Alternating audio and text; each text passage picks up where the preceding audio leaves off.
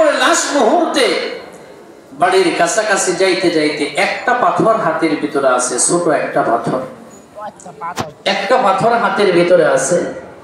তো হঠাৎ করে ওর হাতের ভিতরে ওর এক বন্ধু পাথরটা দেখছে। পাথরটা দেখে চিন্তা করতেছেন এই পাথর ওর হাতে আসলো কোত্থেকে? এই পাথর তো ওর হাতে থাকার কথা না, এটা তো দামি পাথর, এগুলো তো রাজদরবারে থাকে।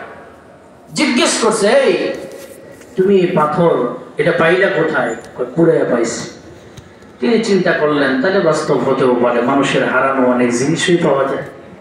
বলতেছে তোমার পাথরটা আমি কিনে নেবো, দিবা আমারে? এটা বলাতে ওই বন্ধু মুসকি মুসকি হাসতেছে, রাখাল ছেলেরা, যে পাথর এটার আবার কি দাম হয়?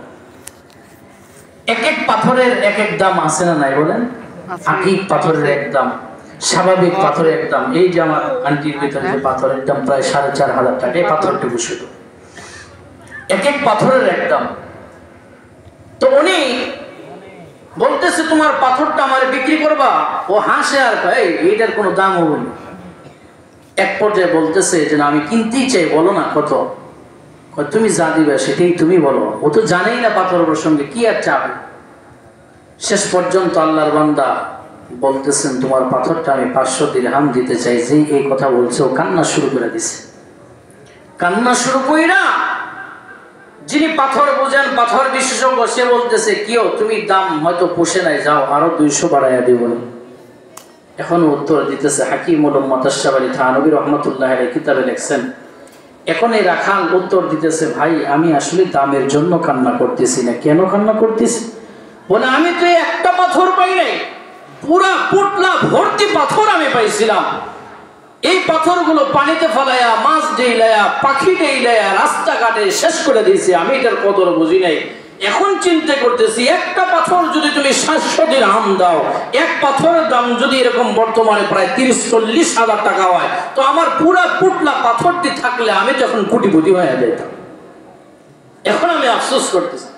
হাকিমুল উম্মাত বলে, ও আল্লাহর বান্দারা, দুনিয়ায় যে সময়টা গুনাহমুক্ত পরিবেশে কাটায় দিছো, এখন তুমি এটার মূল্য বুঝবা না। কবরে যায় যখন মালিকের সামনে হিসাব দিবা, জীবনের হিসাব দিতে দিতে দিতে দিতে এই সময়গুলো যখন আসবে, অমুক বার দিন অমুক সময় অমুক জান্নাতি মজলিসে বসছিলা, এই বছর অমুক জায়গায় বসছিলা, এই সময়গুলো যখন আসবে এটার কদর দেখা তখন আমরাও আফসোস করবো আর বলবো, আল্লাহ আগে বুঝতে পারি নাই ওই মজলিসে বসলে এত লাভ ছিল, যদি বসতাম 1 ঘন্টা কেন পুরো জিন্দেগি বৈশা কাটায়া দিতাম। তখন হাজার আফসোস আসবে, কিন্তু কাজে আসবে। এজন্য এই পরিবেশগুলোর ভিতরে বসা এটা অনেক সৌভাগ্যের একটা ব্যাপার। আমি আপনাদের খেদমতের ভিতরে সূরাতুল ফুরকানের 70 নং আয়াত তিলাওয়াত করেছি। রাসূল করিম সাল্লাল্লাহু আলাইহি ওয়াসাল্লামের অগণিত হাদিসের ভান্ডার থেকে ছোট্ট একটা হাদিস তিলাওয়াত করেছি। আল্লাহ পাক আয়াত ও হাদিসকে সামনে নিয়ে যেন কিছু কথা বলার তৌফিক দান করে। সামনে উপবিষ্ট অধিকাংশই মুরব্বী আব্বাজান যারা আছেন, আল্লাহ পাক এই আয়াতের ভিতরে সবচেয়ে খুশির একটা ব্যাপার হলো, এই আয়াতে কারিমার ভিতরে আল্লাহ তাআলা আমাদেরকে একটা খুশির খবর দিয়েছেন। কিসের খবর? খুশির একটা খবর দিয়েছে। আওয়াজ দেন, কিসের খবর? খুশির খবর দিয়েছে। কি খুশির খবর? রব ডাকদা বলেন, দুনিয়াতে যারা 3টা গুণ অর্জন করতে পারবা। কয় গুণ? দুনিয়াতে যারা 3টা গুণ অর্জন করতে পারবা, আল্লাহ বলেন এই 3 গুণ অর্জন করানোওয়ালা মানুষদের আমি আল্লাহ চাইলে শুধু গুনাহটাই মাফ করে দিতে পারতাম। কিন্তু শুধু গুনাহ নয়, 3 গুণ যারা অর্জন করবা, আমি আল্লাহ তোমার পিছনের যত গুনাহ আছে, জীবনের যত গুনাহ আছে, সব গুনাহগুলোকে উল্টা নেকি বানায়া দিব। সুবহানাল্লাহ, সুবহানাল্লাহ। 100 তো মাফ হয়ে গেল, এটা ভিন্ন জিনিস। খাতা আমল 0 খাতা। আরেক হলো না 0 না, আমার জীবনে যত পাপ ছিল পাপগুলোরে আল্লাহ নেকি বানায়া বদলায়া দিয়েছে। সুবহানাল্লাহ। 3টা গুণ যদি অর্জন করতে পারো, আল্লাহ বলেন তোমার এই গুনাহগুলা নেকি দ্বারা বদলায়া দিই। এখন বুঝে থাকলে বলেন না, আমাদের জিন্দেগির ভিতরে গুনাহ আছে না নাই? গুনাহ আছে না নাই? গুনাহর ঊর্ধ্বে আমরা কেউ না, বরঞ্চ এত এত এত গুনাহ আমাদের জীবনে। গুনাহর দিকে যদি তাকাই তো জাহান্নাম ছাড়া কবলা আর কিছু দেখি। এত এত জিন্দেগির গুনাহ।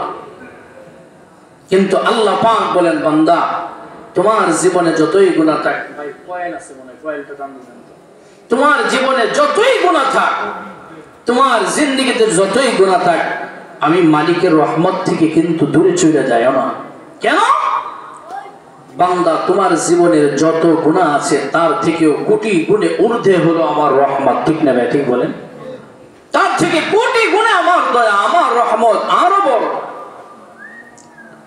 আমাদের জীবনে সবার গুনাহ আছে, দুনিয়াতে চলতে গেলে গুনাহ হবে, এটাই স্বাভাবিক, এটাই স্বাভাবিক। দুনিয়াতে আপনি কাপড় ব্যবহার করলে কাপড় ময়লা লাগবেই, এটাই স্বাভাবিক। আপনি জাপানি টরে পড়েন আর বাংলা টরে পড়েন আর থাই টরে পড়েন, কাপড় ব্যবহার করলে ময়লা লাগবে। দুনিয়াতে চলতে গেলে গুনাহ হবেই। কেন? আমাকে আপনাকে গুনাহ করানোর মতো শয়তান এই পাওয়ার আল্লাহর কাছ থেকে নিয়েই দুনিয়ায় আসে।